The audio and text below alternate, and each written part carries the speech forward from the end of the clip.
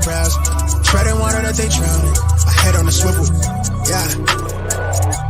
It's only really my surroundings.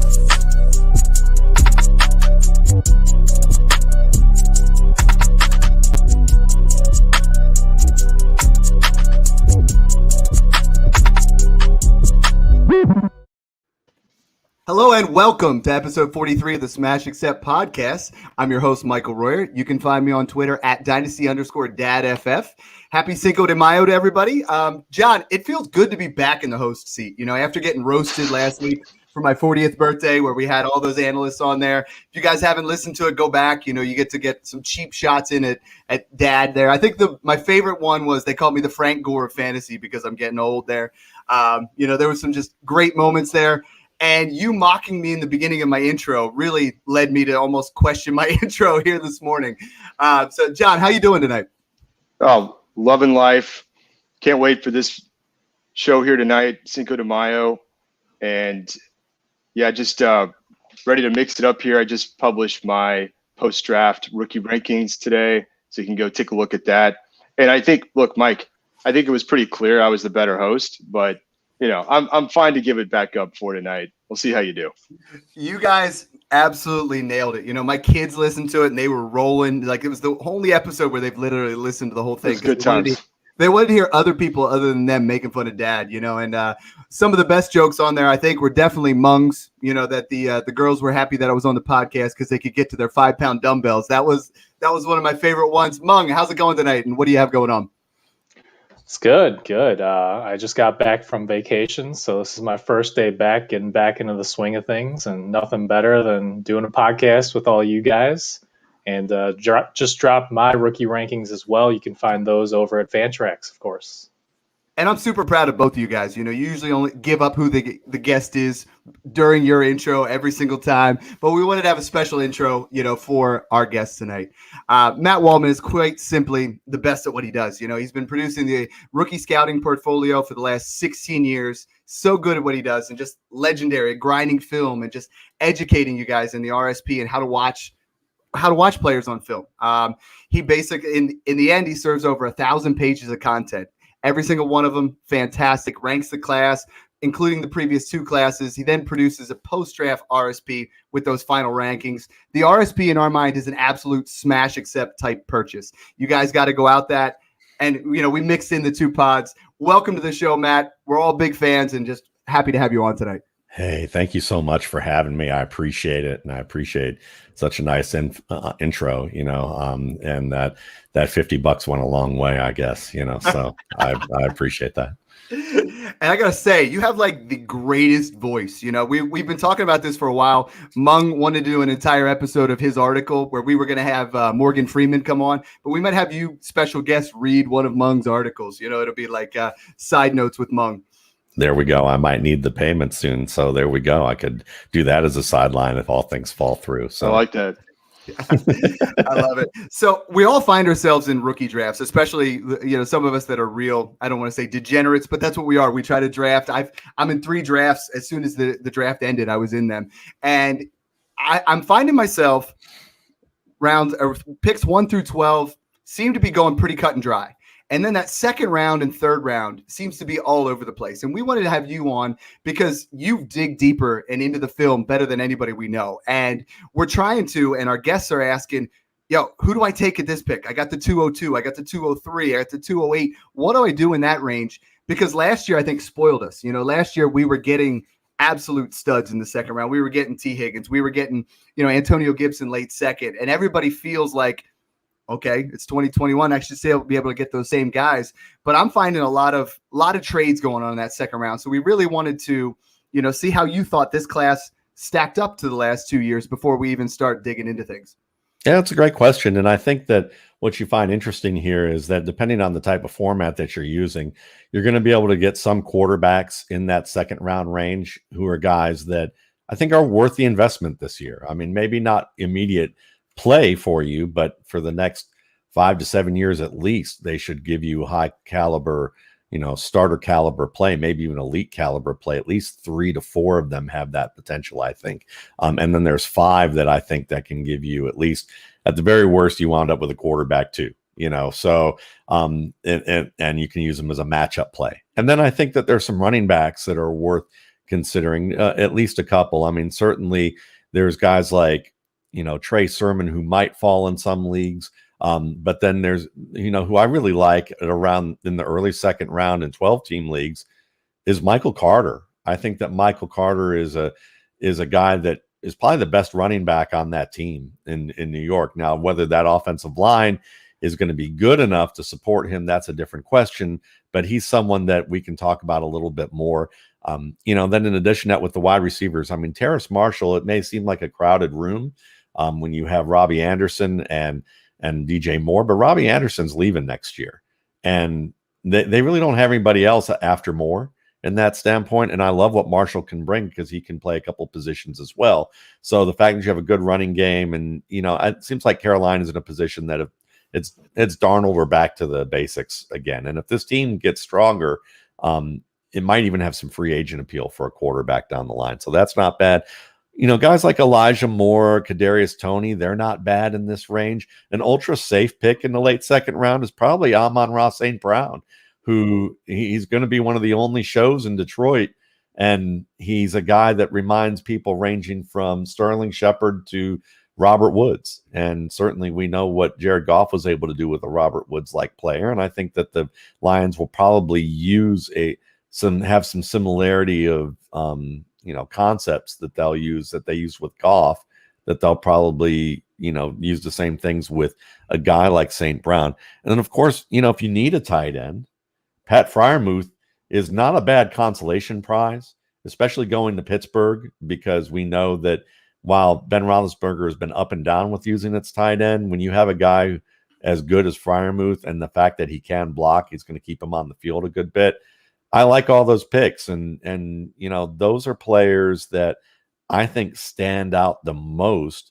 And then there's some guys that I wouldn't even mind reaching for a little bit, maybe down the line, when it comes to, the second and third round. I mean, Seth Williams is not a player that I absolutely am in love with, because I think he has some consistency issues with how he plays. But his bright moments are as bright as any of the wide receivers in this class. His down moments make you wonder if he's going to stay on a team. But let's just say I like his fit in Denver. Cortland Sutton's up for a contract. Deshaun Hamilton will be done next year. He won't be back with that team, most likely. Jerry Jeudy's going to find his stride.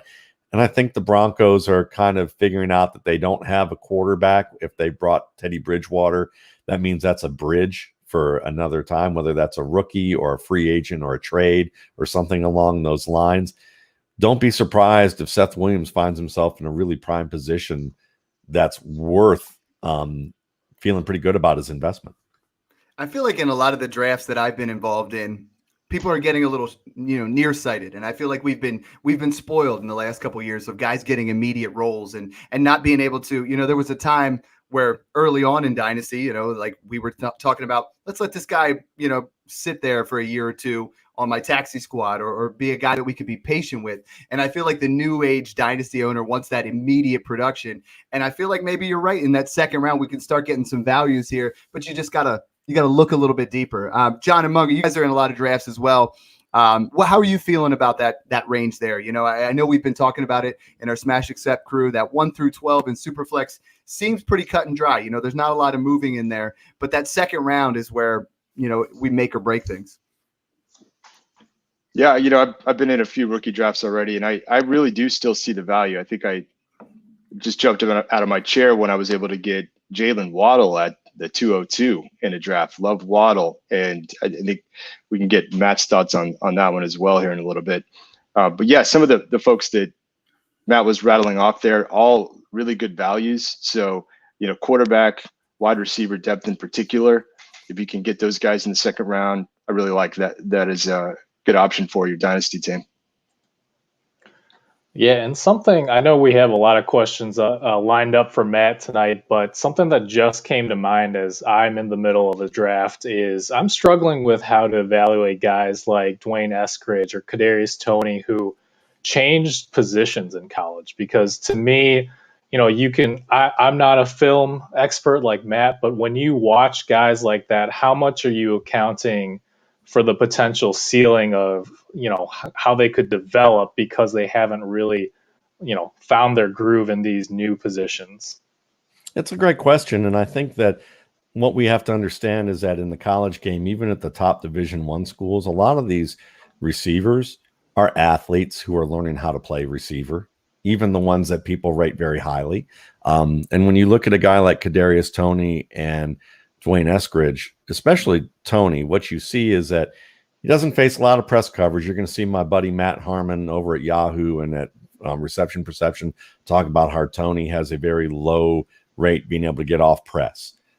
But he's a slot receiver. You usually don't see a lot of press coverage in that regard. He's going to be used as a slot receiver, so that's not as big of a deal. And in addition to that, you see that the most important part about recovering or being able to beat press coverage is your footwork, and how good your footwork is. Do you have a level of different skills and strategies to get off the line with your feet? Because you got to beat the defender with your feet first, so that then they shoot their arms. That's how it works. Is use your feet first, get the defender to shoot his arms, and then you counter with your arms to get past them. And Kadarius Toney's footwork is excellent. It's some of the best footwork I've seen of any of the receivers in this class. And it's not that he makes things up. Most receiver footwork, if you study it closely, there's almost a dozen different types of footwork moves that receivers are taught, and you learn how to use them based on where the defender is, what position you're trying to release towards, inside or outside, what kind of route you're running, all those, whether they're going to try and press you, whether it's tight man or off man or zone, all those different things. And Toney shows really great footwork there. So I'm pretty enthused about his opportunity to become a good player for the Giants. One, because he's going to be playing in the slot. He's a bigger play slot option than Sterling Shepard. So he's going to have a lot of two-way goes, which means that he doesn't have the defender doesn't have the sideline to use as an additional defender against him. He can't get pinned to the boundary as easily because he's going to be in the middle of the field. So that forces the defender to have to react more to the moves that a player makes early on. And Toney's work in the middle, after the catch is spectacular. So while there's some things he's got to work on, where in terms of he's not always a balanced runner, he's going to have some issues where he overextends his legs past his frame, and that hurts him when he's trying to make changes of direction, which include, making people miss, and then also running routes in terms of his breaks. Daniel Jones is going to need to check the ball down a fair bit at times, and he's got to get better at that. But at the same time, he needs someone who's reliable to do that with, and Toney's that guy in the middle of the field. And they're going to do design plays with him too, so that's going to be nice. And then with a guy like Eskridge, the thing that's awesome about Eskridge is certain skills translate when you play from played cornerback and you come back and play wide receiver. And one of the things that really impressed me about Eskridge is how he uses his hands. He, both as a blocker and a guy who faces press coverage, he's demonstrated repeatedly the ability to brush away the opposing defender's hands. He uses great timing and great location with his hands to do that. So as a blocker, when he begins to engage, one of the first things that he often does is he knocks the defender's hands down and then gets into his body. And he's great at that. And that's going to help him as a receiver because he's already quick-footed and he shows that already, but he's only going to get better. And the fact that he can use his hands so well will help him with the counter game once he develops the footwork. So I'm excited about both of those players. I think they're both good second-round options. And players that are, from what I'm seeing in the 12 to 15 mock drafts that I've tracked for the RSP post draft, they're all kind of going within their value as top 24 picks. That's excellent. Matt, I'm actually been a big RSP guy for the past few years. In fact, when I first experienced your RSP, I actually went back and got previous years as well. And a big part of that is because you help me understand how to watch these players, what to look for. And so I was going to see if you don't mind unpacking that a little bit for the listeners here, help educate on how to watch film. And maybe you could touch on not only what matters most, but also what doesn't matter as much. Like I know you were talking about how everyone loves jump cuts. Everyone loves that breakaway speed and the big plays, but that for a running back may not be as important as efficiency in space, field vision, and things like that.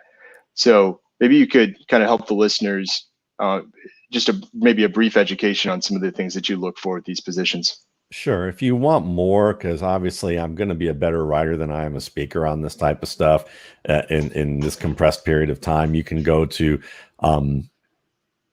my website, and there is an article about, trying to remember what I've actually called it, but I think it's called Losing Your Football Innocence. It's got a big cherry on the cover of it, photo of the cherry. So, it's the first article I ever wrote on my site. So but I post it pretty regularly, and it talks about how I learned to watch football in many ways and things that I think are helpful to people. But one of the first things that I would say is that if you're going to watch, if you're doing it as like a casual fan, and you're not going to have tons of time, because doing what I do takes a lot of time. A good story that Russ Landy, who's my co-host on my podcast, Scout Talk podcast, who's the head of U.S. scouting for the Montreal Alouettes and is a former Browns and Rams scout, he would tell you he's had people ask to watch football with him, and they're really into the idea of scouting. And it took all of like a morning for them to realize that they didn't want to do this. Most people don't want to watch a football game with me because I treat it like it's work as opposed to fun. So as a result of that, that's the first thing, is that if you really want to get into it, you're going to spend a lot of time, and I'd just devote it to one position at a time for maybe a month or two, and look at maybe one player as deep and as much depth as you can. But for the positions, for quarterback, the most important thing really for me is the eyes, arm, and feet connection. And how that works is how quickly they process information.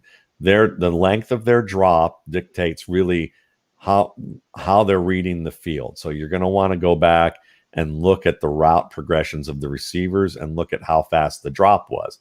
Because if the drop is a 3-step, a 2-step, 3-step, 5-step, or 7-step, it tells you a lot about the intention of the depth of the play that they want to try and execute.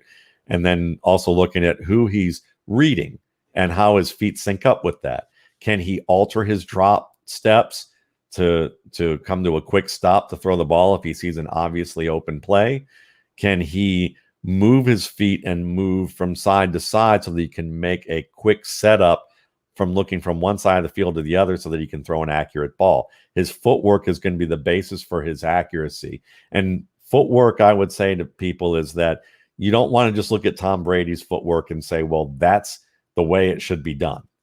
There's different ways to do it, as long as the quarterback is delivering the ball accurately and they can do it on a repeatable basis the way that their feet are, then I wouldn't go overboard about that. I mean, there's going to be details about that we can get into the weeds about, but that's a basic thing. The other thing is from the time that they spot an open receiver to the time they let the ball go, are they taking extra hitches? Are they padding their feet a little bit longer? Because usually that's a sign that they're waiting to see if the play is really going to break open, rather than trusting what they see. And what they're looking at is the leverage of the defender on the receiver. And you want to start to learn. And Dub Maddox is a guy, DUBMADDOX, who has a lot of books out. He's a high school coach who probably could be a college head coach, from what I hear from people I know, that if he's not been hired because college coaches are afraid he's going to succeed them fairly quickly. But he writes these great books on how to read defensive leverage.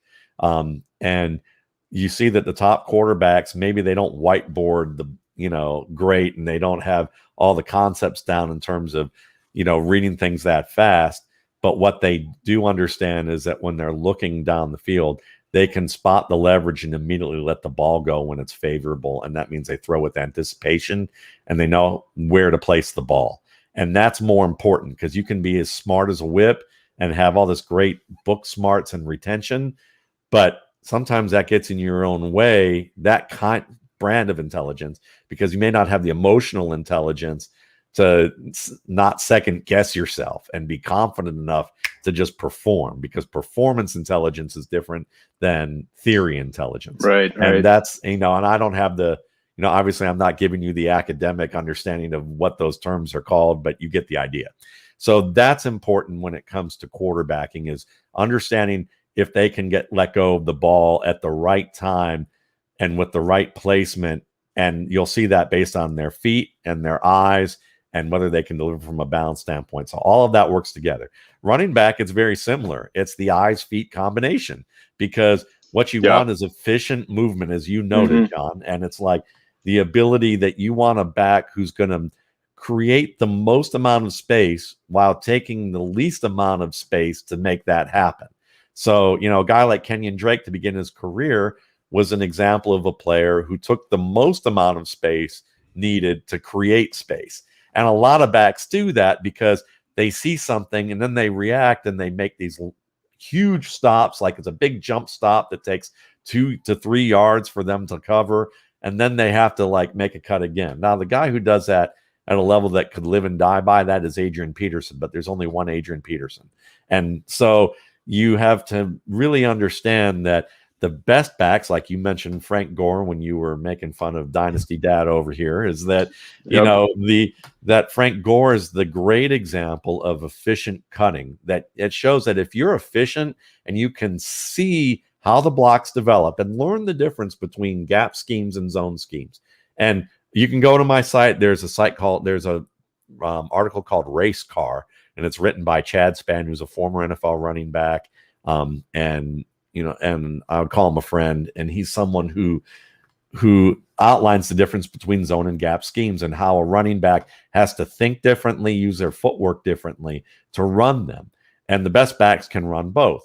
Some backs are really good at one or the other. The NFL mostly uses zone schemes, though. So if you're not good at zone but good at gap, you're going to have to learn. Unless you go to the Colts, and that's about it. There's maybe a couple teams that run mostly gap, but you need to learn that. And so the footwork in terms of how efficient you can move, and sometimes that includes how well they open their hips, and be able to, because opening your hips allows you to turn at a tighter and quicker angle than making a jump cut.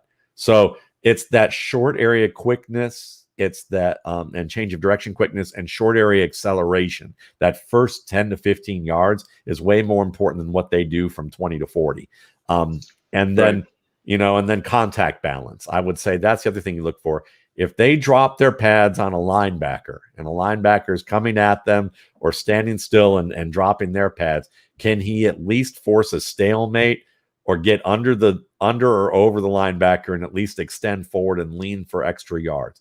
If he can't at least do that and looks like he leaned into a brick wall and fell backwards, or is immediately stopped, especially when he's running, has a 7 to 12 yard running start downhill, and he still falls backwards, hitting a flat-footed defender, whether it's a safety or linebacker, this guy does not have the requisite contact balance you're looking for. The only backs I've seen who've been able to succeed in the NFL and have and I don't even know if I'd say they've succeeded, because they've only had one really strong season before they got hurt, and that's Marlon Mack.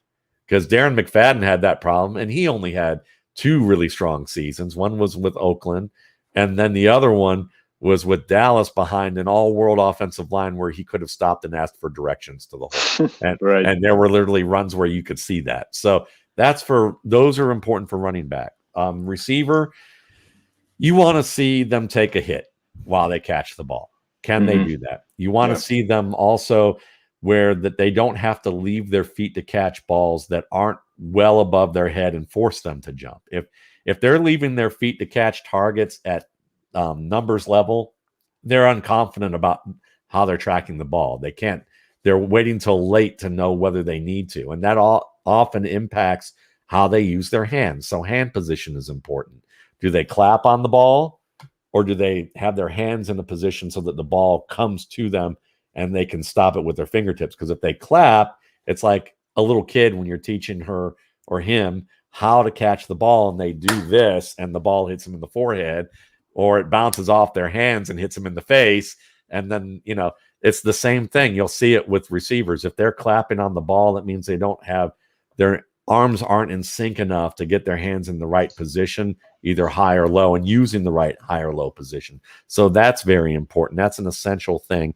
I would say with route running, can they drop their weight, meaning that can they bend their knees and their hips so that it looks like they're sitting in an imaginary chair at the top of their stem to execute hard breaks. And then when they're executing speed breaks, can they point the toe either to the boundary to flip their hips and get that flat break on the speed break, or can they even point the toe a little bit so that it's heading back downhill? Jerry Judy's really good at that, and it gets you working back to the quarterback. That kind of flexibility is important. If they don't have that, it limits the type of routes that they can run, and it gives you questions about whether they can develop those types of skills. And then with route running, I would just say footwork and, the good footwork off of the line, that's important. And with tight ends, I'd say it's the same thing with everything I just mentioned, except that when you're looking for them as a blocker, most of them are going to have to block on some level. So you want guys who are good enough blockers that they can handle at least a safety or a weak side linebacker one-on-one on the back side of the formation. They don't need to be blocking defensive ends. Now, if they do it in the college level, that defensive end is like an NFL caliber strong side linebacker, or even a defensive end size guy, and is a good one, then that's a bonus, and that's all the better. And you can use them on the front side maybe, and that's good. But what you're looking for there is kind of a flat back off the line. Is he able to drop his weight a little bit and punch with an uppercut into the numbers and roll through his hips? And if you want to learn more about that, I have an RSP film room on my YouTube channel that I did with Lance Zerline, where his dad has a 30-year long offensive line coach. Lance has learned a ton from his dad. And we do one on Brandon Scherf, like from years ago before he went to NFL.com and became a big star. And, it's a good tutorial on all the different techniques that, even though we're talking about a left tackle, they also apply to a tight end, both pass protection and run blocking. And you can find out more from there too. Wow. Like, I was just class in session. And, yeah, exactly. It's like a lot of people that talk to me, like, hey, I watched the YouTube clip for 3 minutes on Kadarius Toney. I think that's my guy. And you literally just dropped, 15 minutes there. And you say that obviously the website has even more information and keep, directing people that way. But being taken to school, I love how people talk about, we had Angelo analysis and talk about the nuances of how they play the game. We watch it, and then there's another level on top of that. We're playing a game about a game, and you're almost taking it to another level with a different type style. And I love that. The one thing I want to talk about is you started talking about those running backs. You talked about the schemes and how they win. Let's talk about the rookie running back landing spots. Who was the biggest winner out of that group? And who are you not absolutely wild about that situation? There's one guy in the group in particular that I saw you have lower than most in the industry, and then there's some that you have a little bit higher. So why don't you just give us a little information on that? Trey Sermon obviously is a big winner because he's someone that went to the best running offense probably in the league, and it's not just because of the quality of linemen, but also how they execute just a diversified running scheme. They have gap plays, they have zone plays, they disguise zone plays as gap plays, they disguise gap plays as zone plays in ways that, like my buddy Jay Moyer, who's one of the better fantasy folks out there about analyzing the running back position, who used to work with me, now is at FF Astronauts. I remember one year he was writing about the 49ers and about a play that Matt Breida got a ton of yards off of. And I don't remember whether it was a gap or a zone play, because it's been a couple years now, maybe 3 years. But he mentioned it, and, he got a response from another top writer, Ted Wynn at The Athletic. And Ted just looked at it cursorily and said, well, it's this. And he's like, well, no, and then Jay's like, I've been coaching this for 20 years, and it's actually something else. And I know that this is something else. And then we spoke with Jeff Schwartz. We spoke with Chris Brown of Smart Football and a bunch of other people who are really well connected. And really what we discovered is it's most likely that that Kyle Juszczyk, who told Ted, and Ted is an excellent football mind. If you don't follow Ted Wynn, then you're probably doing it wrong if you want to learn about football. But Ted was like, well, Kyle Juszczyk told me this. And And pretty much everyone agreed around him, and I think he eventually agreed too, is that Kyle Juszczyk told him that because he didn't want to give up what the play actually was, and that they Nice. actually made it look like a mistake in a way because they didn't want the team to figure out that it was actually a zone play when it looked like a gap play. So and it was a design cutback. So it was like the fact that they do all this stuff. Trey Sermon fits that because he has experience running that way. He's a very refined runner in terms of decision making and efficiency, and he's a tackle breaker in addition to being a guy who eludes tackles. So I'm really excited about his future, even if this year he's sharing time with Raheem Mostert and maybe a little bit of Wilson and a little bit of Hasty, whoever comes on. I expect Hasty to come on another year. He's exciting. But you're going to see a little bit of that there. Then listen, Javonte Williams, I mean, that's a great situation. They just need a stabilizing factor at quarterback, but I think Teddy Bridgewater can be that. Look what Mike Davis did. I've always liked Mike Davis, and speaking of former 49ers, and he's a guy that Atlanta's fallen in love with. He had a great season last year when McCaffrey got hurt. So I like those fits. I like Michael Carter's fit. I know that the offensive line needs work, but Mekhi Becton and the guard that they got will solidify at least one side of that line. And I think that he's a guy who can access tight creases well, and he's such a good receiver. He's a very good route runner in the middle of the field with zones, and he's going to work open for Zach Wilson. I think that even when Zach Wilson has to escape, Michael Carter can get a lot of play. It might not be this year, but I think it will. But I always draft rookies with the expectation that they're not going to do jack year one, other than maybe down the stretch, and then do better, further on. Ramondre Stevenson. Listen, I've been a fan of him. I know he's not fast. I know that maybe he's not the quickest back, but he's efficient. And LeGarrette Blount was efficient. And LeGarrette Blount was also fast and quick, or also quick and big. And Stevenson's 230. He lost 20 of those. He lost 20 pounds from 250. Got to remember, though, he went to a JUCO program. They don't have the highest quality training. And then he went to OU during a COVID altered season. So how much training did he really get? Did he just lose weight? Did he really remake his body and get quick twitch muscle along with that? We're going to see in a year from now what an NFL training room might do for him, because though he's quick and nifty, he knows he's 230 plus pounds and he uses it well. And he's a great receiver with soft hands. Route running I think is decent, will get better. And he's the best pass protector of this class. So with James White leaving, with Damian Harris needing a year to acclimate to the system, and then when he got out, he was good, but he wasn't the dynamic back. I remember at Alabama, he played very cautious. And Sony Michel basically, walking wounded. We're always going to be worried about him staying healthy from this point on. Stevenson has a real opportunity here, especially if Mac Jones acclimates fast. Guys I'm not so high on. Travis Etienne, I think he could still be a running back one. I still think that can happen in this offense because, listen, he's a draft capital. He was drafted in the first round, even though Urban Meyer said we're going to use him as a scat back. He's a change of pace guy. I can see that because I think James Robinson proved enough that he's the better interior runner right now. But Travis Etienne improved over the course of his career. He got better as an interior runner. But these athletic guys who are like high-end athletes who can win by out-athleting people at the college level by bouncing plays outside or looking for the cutback too soon and still outrunning the field, guys like him and Chuba Hubbard and, Miles Sanders, CJ Spiller, LaShawn McCoy, Jamal Charles, these are all guys that they will try to. Reggie Bush, early in their career, when they face stress of maybe not something working out, they try too hard to make the big play, and they have to learn to mature and say, you know what, that 2 to 3 yard gain I'm going to grind out is going to be more important to my offense than it is me losing 7 trying to make 70. And even if I break the 70 on occasion, because what happens is that defense now learn that you're going to cut back everything or bounce everything, and they're going to cheat. And they're going to cheat with their alignments and how they play gaps. And as a result of that, they're not going to believe that you're going to take it inside when they give you a hint of something that forces you to overreact.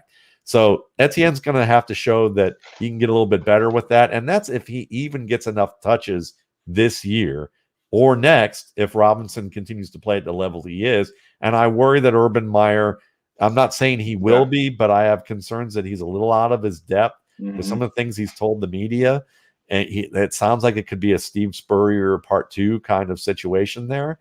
And they basically drafted like top 100 recruits from high school. That was basically their board. It was on, so you wonder how much nuance was done there. So that's a guy where about Kenneth Gainwell. I know there are a lot of people who really loved him. He's a good back. Like conceptually, he's a good back. But he hasn't gained that man weight yet. Like, again, he's only played 1 year and he missed a year. But it's kind of worrisome that he's not like 205, 210, 215, and he's more like 194. And you're like, can he add the weight? Will he have a late growth spurt so that he can? And if he does, will quick twitch muscle come with it so that he can have a little bit more acceleration, short area quickness, which he seems to lack a little bit of.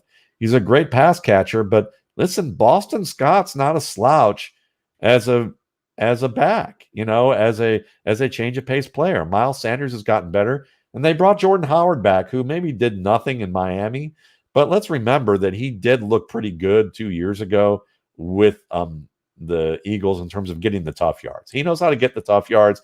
He's a smart back. He's just sluggish in terms of for being a starter. But for being a reserve, I mean, he's basically a younger Frank Gore right now in terms of what he can do. It's just that the Dolphins are looking for athletes in a sense, or guys who are can be a little bit quicker with their movements. So I just don't know if there's going to be a place for him right away. So those are Chuba Hubbard's another. They run a diverse scheme in Carolina, and he'll do well on the gap plays. How well is he going to do on the zone plays? That's, he's still got some work to do with that. He fumbles the ball. He's also a guy that I've seen too many times get a 7 to 10 yard head start, drop his pads, and not all that properly into a linebacker or even a flat-footed safety and fall backwards. So I'm not exactly a huge fan of what he is now. What he can be is maybe a little different. Other fits I like, and I'll just mention 2 more. Javian Hawkins. As a UDFA, I like Kadri Ollison, who's a underrated back for Atlanta, and he's going to get his shot. But for a scat back, Javian Hawkins is a guy they really love, and I thought I had him ranked in my top 14 to 16, and as a guy that should have been drafted. I think he's a guy that can contribute. And Khalil Herbert, if the Bears listen, man, they're gonna Tariq Cohen. They haven't figured out how to use. Certainly Montgomery's gotten better, but he's a little inefficient as a player, but it works well for him. And then, Ryan Nall, they're getting rid of probably, even though I think they underused him too. And Artavis Pierce is basically a reserve. Khalil Herbert could be a starter in this league. And I think that if he's going to get a chance to contribute within a couple of years. So there's a lot of guys. There's a couple more I could even get into, but we'll leave it at that.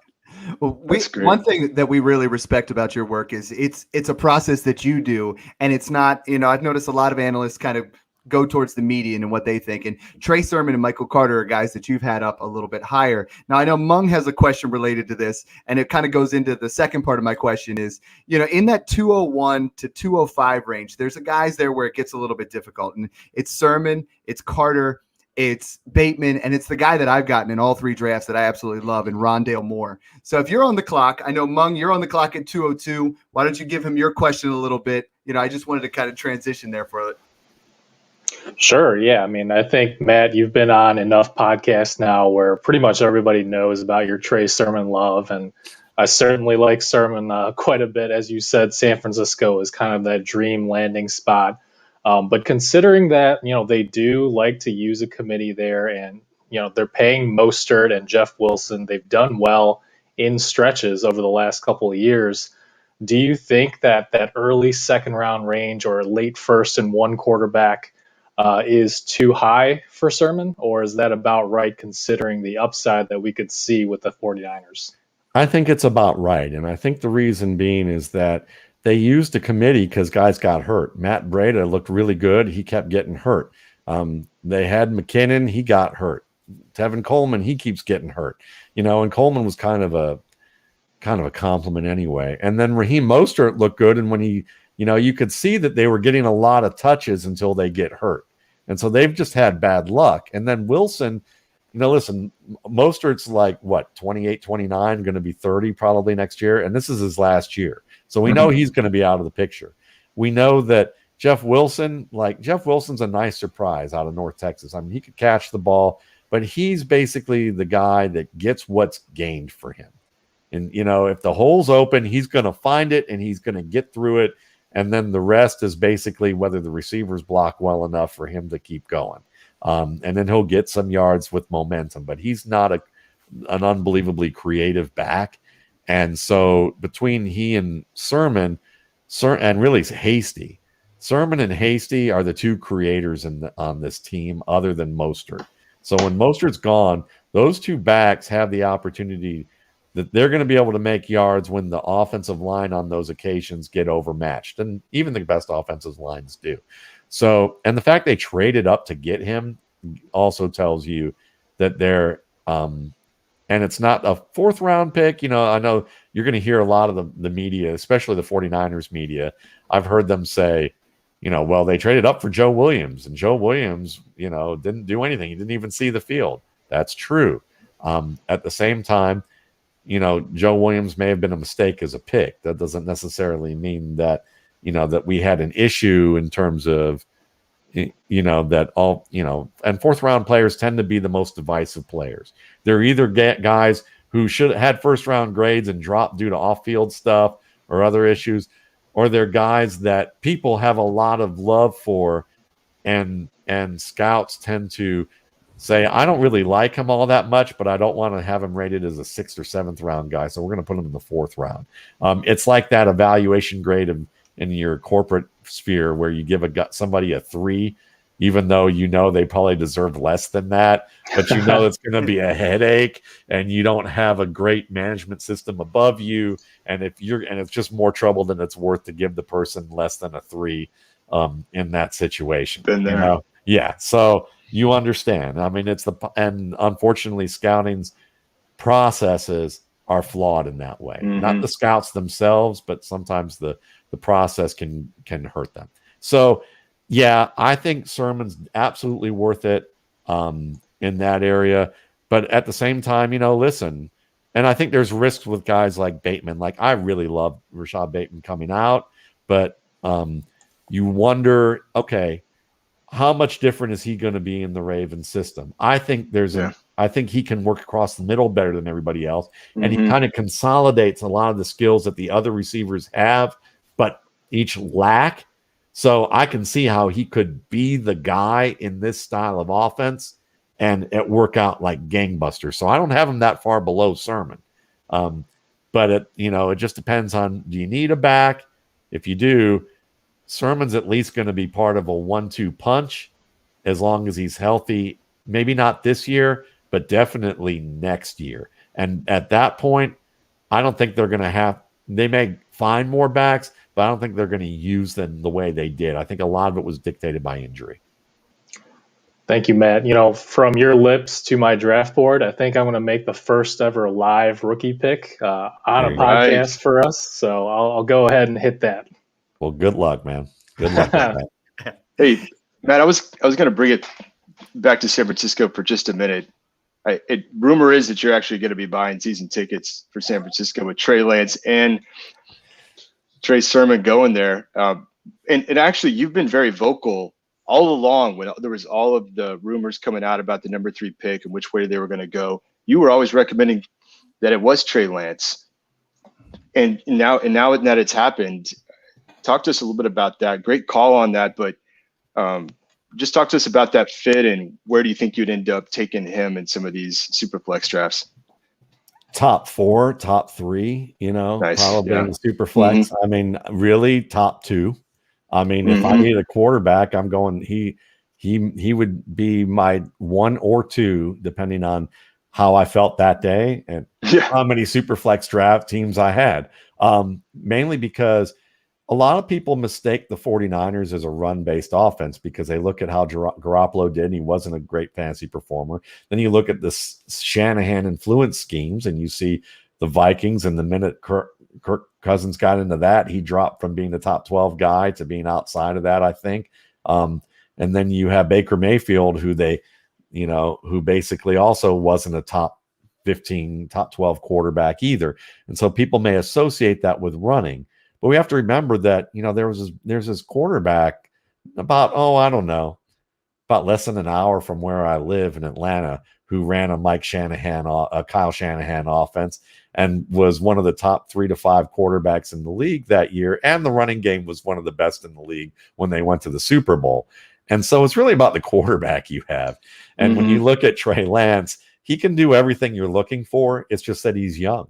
He's got great footwork. He understands the drop back game with your back to the defense and the play fakes. He executes that better than anybody in this class because that's what he did at North Dakota State. What he also did at North Dakota State was have to make the tight end and the running back his first 2 reads before he could go deep, which is unusual. And while it's a pro-style scheme with its checks and the responsibilities the quarterback had, which is another bonus, it's also kind of a backhanded, it's kind of like a backhanded bonus, or like I don't know if that's the right way of phrasing it, but it's kind of a hidden bonus for him that people think is a bad thing that he read short to deep. But it's a harder thing to do, to be aggressive. And the fact that you can see him, even though he doesn't have tons of great yardage games, you see him with accurate deep throws down the field because he's made those reads, and he's been able to do it on his second, third, fourth read oftentimes, as opposed to his first, like most do. Right. That tells you what his processing can be like. And he's basically a bull with speed when it comes to running. He's, he reminds me of Steve McNair. That's the guy that I mentioned. It's like, to me, he's kind of a combination of Steve McNair and Matthew Stafford in terms of the best of both of those players. And the worst is that, he tries to fit the ball in a little bit at times that he shouldn't, but it's not because he doesn't see the coverage as much as it is that he thinks he can squeeze it in on certain situations. And he only does that on occasion. He will throw some of those downward arcing balls on short passes because of his release motion. But did that really bother you from drafting Donovan McNabb back in like the early 2000s when he did that with Philadelphia, and that he was taking them deep into the playoffs and like had, and he was having to do it with T.O. and all that, the craziness going on with all that. So Lance, to me, I think he's one of the best quarterbacks in his class. So I feel great about his landing spot. Well, Matt, how about the guy that was rumored to San Francisco? We end up getting Mac Jones falls right into the lap of New England. I know another situation that you were kind of anticipating there. What kind of floor and ceiling can we look for from McCorkle himself there? Yeah, well, good old McCorkle is probably a guy that, there's merit to say that pocket quarterbacks have a harder time early on in the league now, and that it's easier to be a mobile quarterback. Doesn't mean pocket quarterbacks are dead. It just means that really you can, as an offensive coordinator, you can have an easier time scheming with a guy who can play off structure and win with his feet and move him around a little bit more. But at the end of the day, for them to be top quarterbacks, they still have to process from the pocket very fast and get rid of the ball and to stay on schedule, because you can't win on those 3 to 5 plays alone every week. You just can't do it. So, you can put your team in position, but you better have a great team around you. Mac Jones is like most pocket quarterbacks, that they got to learn to get rid of the ball quickly at an NFL level. He's shown that at Alabama. Now he's going to have to do it against NFL schemes. I think he can. So I think his ceiling, if he gets a great nucleus around him, his ceiling is Peyton Manning. I think his ceiling can be that good. Yeah, really do. I really do. It's I like him a lot. I think he throws people open. I think he's aggressive. I think he's tough, and he moves better than you think. Young Peyton moved around okay. It wasn't, we're not looking at the guys at the top of the boards nowadays, because he's not. We won't mistake him for that. But he can run some misdirection. There's some skills there. So that's the ceiling. The floor is that he just never gets off to a good start. He doesn't get rid of the ball fast enough. defenses confuse him, which I don't think they will, but they might slow him down. He gets whacked one too many times too soon, and then he turns into Trent Edwards, who basically was a guy who had promise, got concussed by Adrian Wilson, and then was basically rushing throws ever since and never became the guy that he was promising enough to be. So with the promise of both of these quarterbacks and the bright future, how early do you see these guys starting, and can either of them, start day one? I think both can start day one. Mac Jones could start day one. I think he's got that factor. I think Trey Lance can too. You got to remember, he played 1 year, didn't throw a single interception, and he was making reads. Like a lot of the things people complain about, he was making adjustments to the offense. A lot of people complain about him running on plays that he was like checking and running, and what they don't realize that my colleague Mark Schofield mentioned is that they a lot of those called runs were him changing the play because he saw a big opening pre-snap that most quarterbacks might have tried to throw the ball, but he knew it was better for the team for him to run.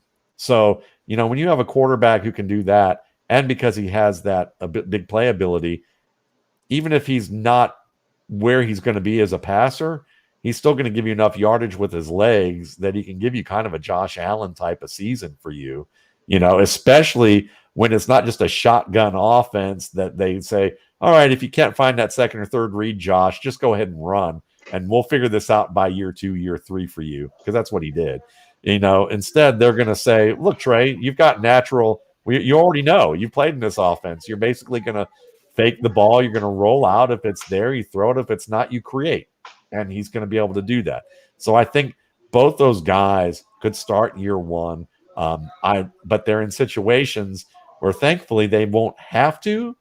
And so that means they'll probably be pressured to do so, which means probably midseason. You can expect them midseason. And that's even nice too, because by midseason, they'll have 4 to 5 games where the defenses play them straight up.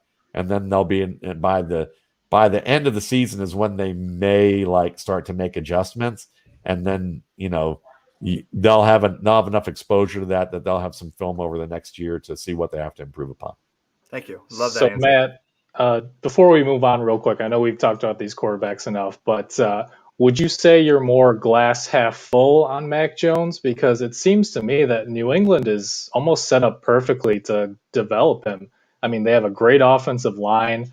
We know that Belichick's going to rely on that run game to kind of, ease the pressure early on, kind of like how they did with Brady. When they originally, it wasn't a Brady-centric offense. They kind of built around him until he was ready to be the focal point. Yes, I'm actually glass full and overflowing with Mac Jones. I believe in him, and I think that if it were, they have the template. They've worked with a guy who, for 15 years or 20 years, right? Actually, yeah, exactly. So they should know what they need to do with Mac Jones. And so as a result of that, if I can't get Lawrence, or if I can't get Trey Lance, then yes, I'm calling the sirens. And I'm I was going to say, end of the first round, we go ahead and get Mac Jones, and Love it. That's an emergency for the rest of the league there. Prize, and be happy with that. Yeah, no, that's great stuff, Matt. I also wanted to ask you about the guy that went after Trey Lance in the draft, Kyle Pitts. I'd love to get your take on this because the hype on this guy is crazy. I can only imagine there in Atlanta where you are. And he's consistently going in these rookie drafts from what I've seen, top 3, top 5. Where could you see yourself drafting him?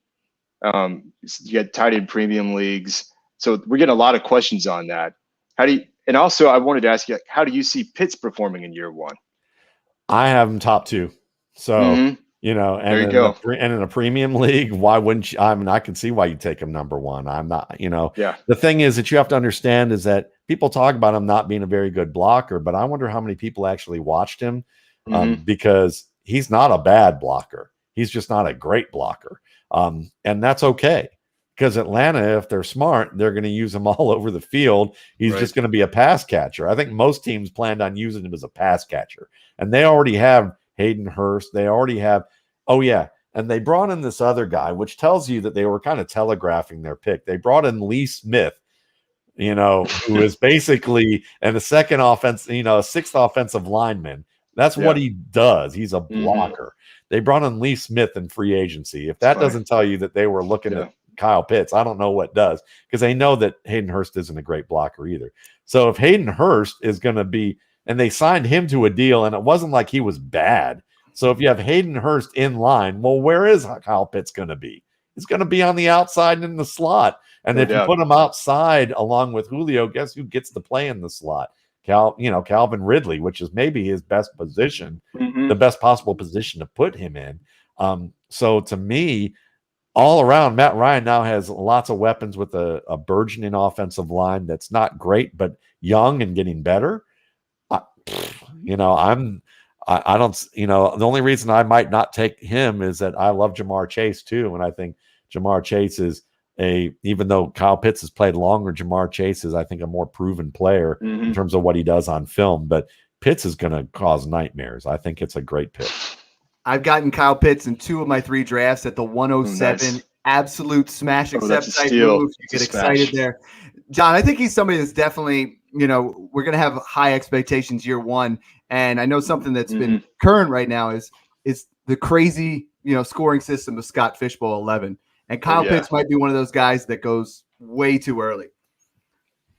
Yeah. In fact, Matt, I know you're probably familiar with this, but both Mike and I just got invited to Scott Fishbowl 11 here this week. Well, congrats. Yeah, and I love what they do for the community, and they're always giving back. Fantasy Cares. Shout out to Ryan McDowell and Scott Fish for that. I wanted to give you a second too, because I know that part of what you do with the RSP is you give back as well, I believe, darkness to light, and so want to just have you just take a moment and talk about that for a sec. Yeah, I appreciate that. And, Scott obviously does great work with what he's been doing since 2012, I think. It's either 2011 or 2012. I've been giving back to this organization where I pledged a certain number of sales, a certain percentage of sales, up to $5,000 to give to Darkness to Light. And they're an organization that is designed to prevent sexual abuse of children, through training programs to individuals and groups. It can range from educational institutions. They've worked with Penn State after their scandal.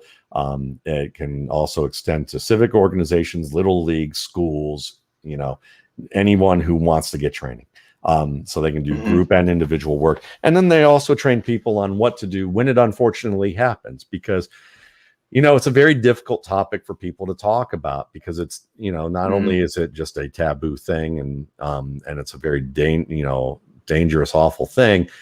It's also something that happens to 1 in 4 children. And it's not and the thing that people don't understand is it's not usually the boogeyman in the white van with comics taped over the windows asking the little kid at the playground if they want some candy and can come into their car. It's usually someone they know, often a relative.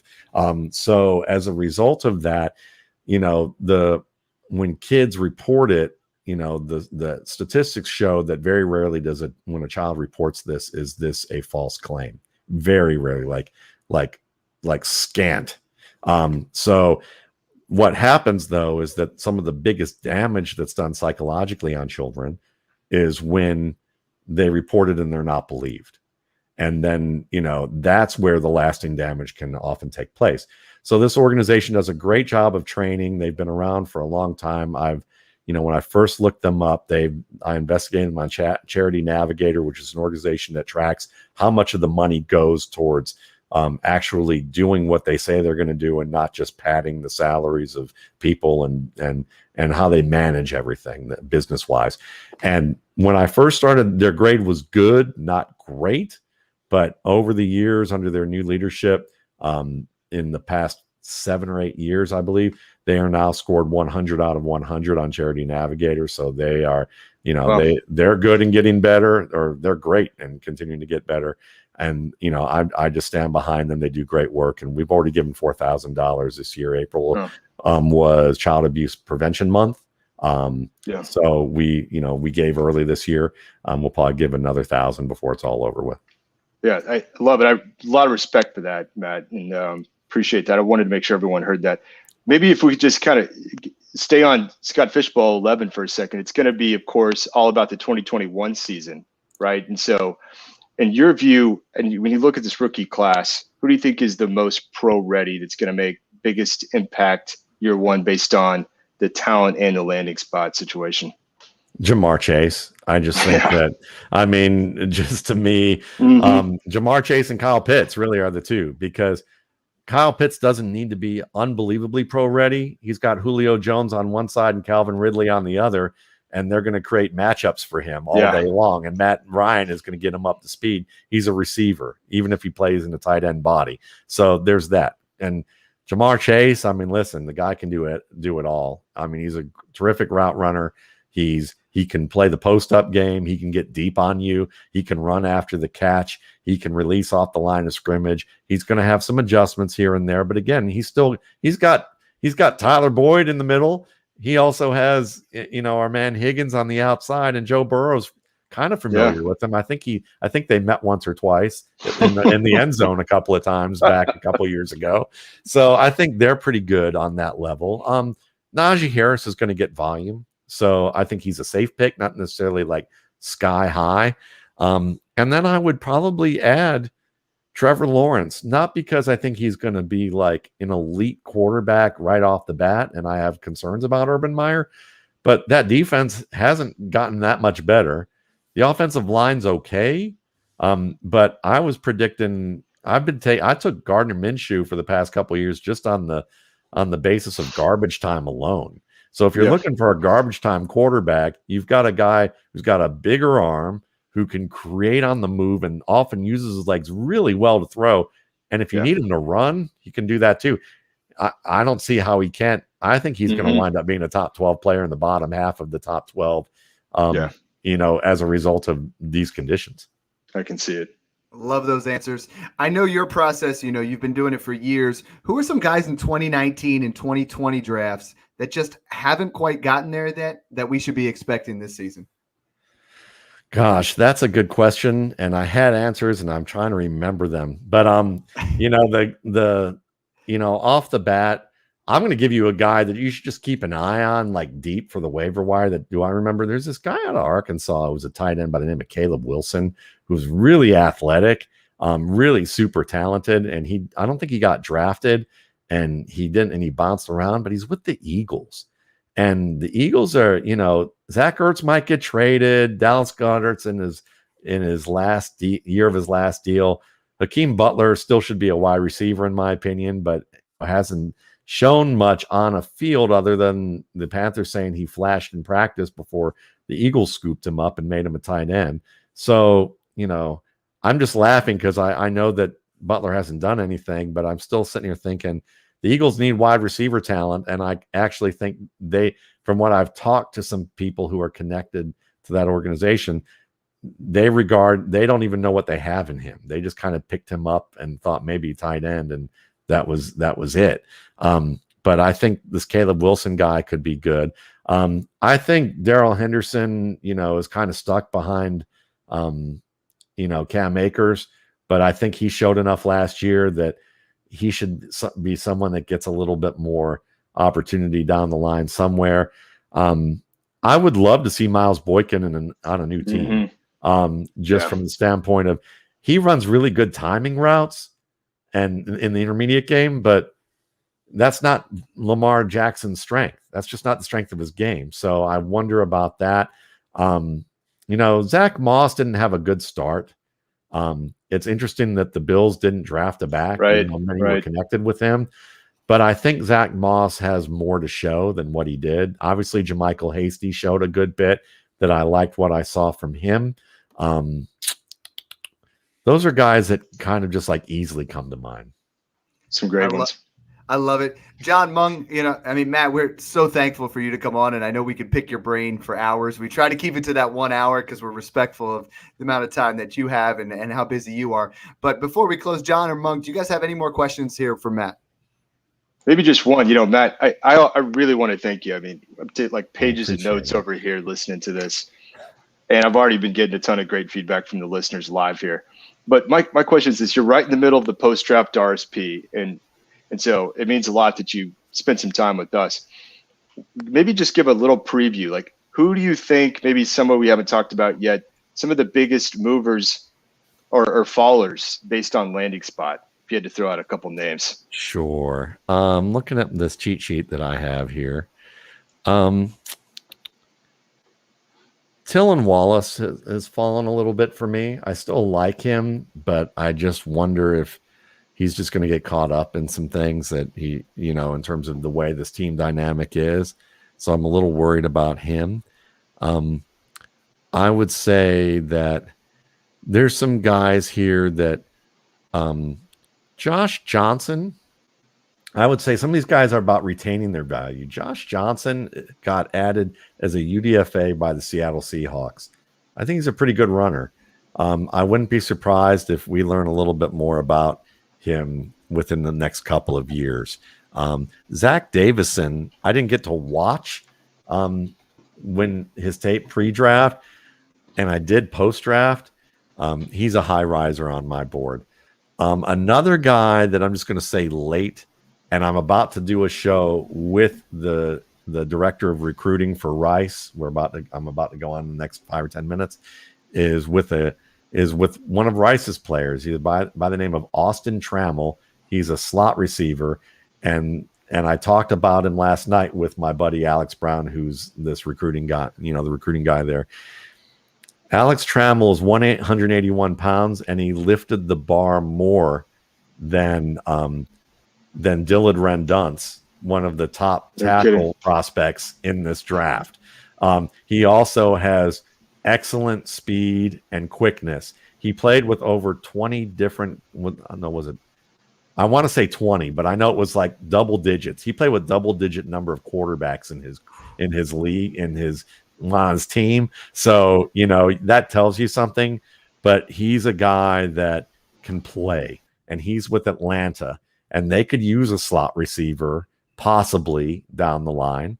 And I was told he's compared to Danny Amendola in terms of some ability. Like he could be the next Danny Amendola, but with more physical skills, and hopefully a better injury track record.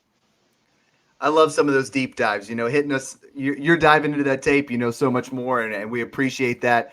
Again, thank you so much for coming on the show. Why don't you tell everybody again where they can find your work and, what's coming out here the next couple of days? Hey, I appreciate it. I'd be glad to come on again. This was a fun show. You guys do great work, and you can find me at mattwaldman.com or to buy the publications right away. Or if you want to learn a little bit more about my work before you do that, go to mattwaldmanrsp.com, and you'll find the post-draft. The post-draft basically comes with a cheat sheet where I tier the players, I color code tier the players and define what those tiers are. They're all grouped together on basically 3 pages you can print out, and it shows you my value of them, where I rank them. It shows you a little symbol of like whether I think they're a high upside player, whether they're a limited talent based on scheme fit, underrated, overrated, or boom bust in talent. So you get a lot of info just on symbols there to look at. In addition to that, I give you a value, and this value is my ranking of them post-draft versus ADP, where I show you all the ADP study I've done. I show you a chart so you can continue filling it in if I haven't even finished the drafts, and you can see what their average ADP is on 15 drafts. And I look at different drafts. So I look at like PPR, I look at Superflex, I look at IDP. So it's kind of a mesh of all of them, but I give you links to those drafts so that you can see them yourself to determine which ones you kind of want to X out. You have to do the work on the spreadsheet yourself, but you could do that if you wanted to. I've already done all the legwork for you. And you can see the difference between my ranking and where other people are valuing them. And I give you this value that says par, meaning that we're close enough together within plus or minus 5 picks that this is where the guy's leaving boards. Under a certain number, if I say he's under 12, that means that I have him rated 12 spots higher than where his ADP is, meaning that you can wait probably up to 12 spots to get him, and the closer you get, the more risk you get of losing him. And if he's over a number, say like over 76, like Kellen Mond is for me, that means that I don't understand why anybody's drafting him right now. and you can get him as a free agent. And I think that you'd be better off waiting for someone to draft him, decide they don't want him anymore, and then you can pick him up and see if you can get him on the cheap. And then I show you all of that on 3 pages with over 150 prospects. And in addition to that, I give you best fits, overrated, underrated, some articles that I've done that are evergreen about why I look at the things the way I do from the perspective that I do it, some trade advice, and then a depth chart analysis that goes through every player, thoughts on them, expanded thoughts on each player, where they fit, and my thoughts on the depth chart, along with tracking which players are in their contract year that he's competing with, which ones are 2 years away, so that you can kind of see the landscape from a dynasty's perspective of, okay, I'm Trey Sermon. How many of these backs are going to be here in 2022? I'm Kene Nwangu. When is, Dalvin Cook has an out in 2023. Amir Abdullah's leaving next year. Alexander Madison's leaving the year after that. That gives me some idea to think that even if Nwangu is kind of raw, he's a great athlete, maybe what they're hoping is that he gets good enough to bump Amir Abdullah for the 3rd spot next year. And the year after that, maybe Alexander Madison. And if he's really good, that year, maybe we have an out with Dalvin Cook where we don't have to spend as much money to have a starting running back. So it gives you those types of things to look at. And that comes with the pre-draft, which we've talked about, and a newsletter that comes out June through December every month. And that's all available for $21.95. And obviously I give back to Darkness to Light. And then I have a separate product, which I'm coming out with now, that'll be out in June, updated multiple times during the year. I think 6 times during the year will be complete dynasty projections, 2-year projections, and for every player that I think has a shot, and then rankings as well. And I'll be updating those from MattWaldmanRSP.com. I love it. Thank you so much, John. I know this has been like the last 10 days have been the pinnacle of your, analyst career. You get to roast me, you get invited to the Scott Fish, and then you have your most respected analyst come on the show. Absolutely. You got to be riding the wave here. Oh, I absolutely am. Riding a high right now. Yeah. Thanks again, Matt. It's been just great hearing from you. Thank you so much, guys. I appreciate you having me on, and good luck in your leagues this year, as well as the Scott Fish Bowl. Love it. Thanks again, and enjoy the process. Take care, guys.